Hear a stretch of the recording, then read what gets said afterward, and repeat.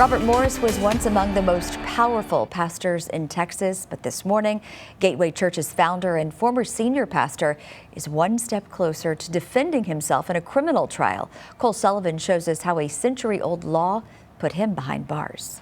Anything you would like to say, Mr. Morris? Robert Morris spent little time in this courtroom today, but the law that helped put him there has spent more than a century on the Oklahoma books. I think this case is a great example that sometimes, some of the drier parts of the criminal code demand more attention from the public. Tracy Pearl teaches law in Oklahoma and explains a frontier-era statute made charges against the once powerful megachurch pastor possible. Morris's Gateway Church in Southlake boasted 100,000 weekly worshipers until last summer, when a woman named Cindy Clemishire said Morris sexually assaulted her for years in the 1980s, starting when she was 12 years old.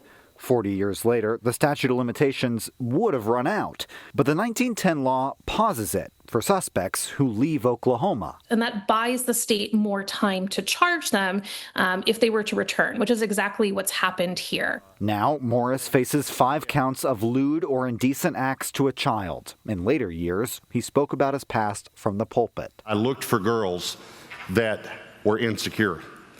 And I don't know, now I look back on this, I can tell I did it. Morris resigned last summer after admitting to, quote, inappropriate sexual behavior. His attorney hasn't replied to our requests for comment, but he'll likely challenge the pause in the statute of limitations, Pearl says. Certainly lawyers will raise it. Whether it's a winning argument, I think is a different question, and I don't know that it is here. Morris waived a preliminary hearing Thursday. He'll be back in this courthouse next month.